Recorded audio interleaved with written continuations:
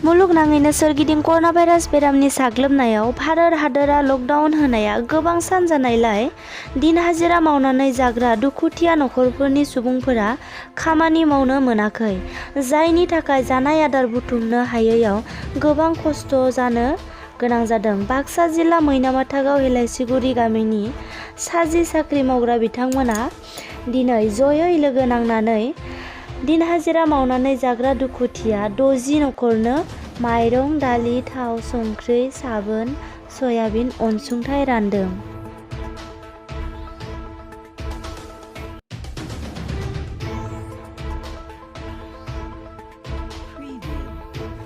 गिबियावनो खुलुमनाय थाबाय बयनिसिमबो जोंनि बे हेलासिगुरि मैनामाथा गामिनि रायजो राजाफोरनिसिम बयनिबो गोजोननाय थाबाय। लोगोसे नैबे हेलासिगुरि गामिनि साख्रिआवला जिखिनि दङ बिथांमोनहा सिगाङावबो दाखालिहायो होखांबाय 72 नखरनो बिसोर होखांबाय अनसुंथाइ आरो दा नैबे खेबावबो 61 नामा 61 नखरनो दा बिथांमोनहा दालि, माइरं आरो संख्रै, साबोन, थाव बेफोरखौ राननानै होदों।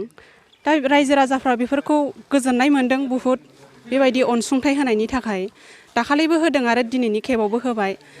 हेलासिगुरि गामिनि रायजोफ्रा दा बिराद गोजोननाय मोन्दों आरो जाहाथे गोरिब गुन्दाफोरा नखराव जानो गैथारि मानसिफ्रा हाजिरा खामला मोनाखैमोन।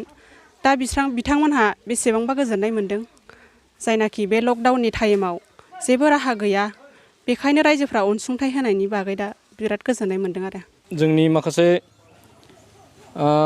खामला मावनानै जाग्रा रायजो राजा बिथांमोननो माखासे फौजिफोरा सार्भिस मावग्राफोरा जानाय लोंनाय माइरं दैरं राननायाव नुजाफैनायनि थाखाय आंनिफ्राय रोजा रोजा साबायखर बावहरबाय। लोगोसे दिनैनि बे माइरं दैरं बायदिसिना जाग्रा लोंग्राफोरखौ मोनग्राफोरनिसिमबो आंनिफ्राय खुलुमनायखौ आं बावहरग्रोबाय। जोंनि मैनामाथा गामिनि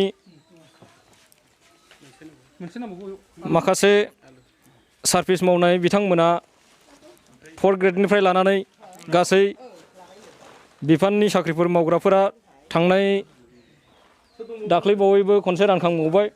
बिथांमोना माने माखासे फौजिफोर लोगो नांनानै रानदोंमोन। दायो दिनै रानबावनायनि जाहोनानो जाहैबाय दाख्लै माखासे फौजिफोर आरो डिलारफोर थालांबावनानै बिथांमोना रानथ'नाय जायाखैमोन। बेखायनो बे बिथांमोना नै दिनैनि थारिखआव बे माइरं, दालि, थाव, संख्रि, सयाबिन, आलु बेफोरखौ बिथांमोना दिनै आरोबाव दाख्लै थालांबावनाय जिबिलाक नखरफोर दङ बे नखरफोरनो दिनै रानना होनाय जादों आरोखि। ओरैनो बे हाबाफारिनि गेजेरजों बेखौ राननानै जोङो जोबोद गोजोननाय मोन्दों। मानोना जोंहा माखासे सुबुंफोर दङ जायफोर सुबुंफोरा दिन हाजिरा मावाब्ला बोथिसे ओंखामनि थाखाय जोबोद आंखाल जायो। दा बिथांमोना बे जोंनि बुहुमनाङैनो कर'ना भाइरासनि जिथु गिख्रंथाव बे भाइरासनि थाखाय खामला मावनो हायाखै, एनबायनो हायाखै। बेनि थाखायनो बिथांमोननो बोथिसे ओंखामब्लाबो संनानै जाथों, बेबायदि हिसाबै गासै फौजिफोर, मास्टारफोर आरो बिदिनो 4 ग्रेडनि मावनाय माखासे बिथांमोना लोगो नांनानै बे माइरंखौ रानना होनाय जादों। बेखौ मोननानै आं जोबोद गोजोननाय मोन्दों। लकडाउना जुदि बारायबावोबा नोंथांमोना आरोबाव बिथांमोननो गोरिब नखरफोरनो अनसुंथाइ होबावगोन नोंथांमोना सानो नामा? बेखौ जोङो निस्सय बेनि माने लकडाउना जेब्ला बारायो अब्ला जोंहा बाध्यथाबो जाहैनो हागौ। जिहेथु बिथांमोना माखासे एकदमबारे अबस्थाहीनफोर दङ। सरकारा जिहेतु गासैखौबो थोजासेखौ होफुंनो हाया। बेनिखायनो गामियाव जिबिलाक सार्भिस हल्डारफोर दङ बिथांमोनानो माखासे खामानिफोरखौ हेल्प खालामनानै होगोन, जानाय लोंनायफोरखौ बेखिनिखौ आसा दङ। दा जोंनि बेयाव अनसुंथाइ होनाय, सहाय होनायफोरखौ आं गोजोनदों। आरो दिनैल' नङा, दिनै थख' बिथांमोना साख्रियाल बाख्रियाल बिसोरो जोंनो खेथियक मानसि, गरिब मानसिफोरनो बिथांमोना जोंनो अनसुंथाइ होदों। बे अनसुंथाइखौ जोङो होनायाव जों आरो गोजोननाय मोन्दों।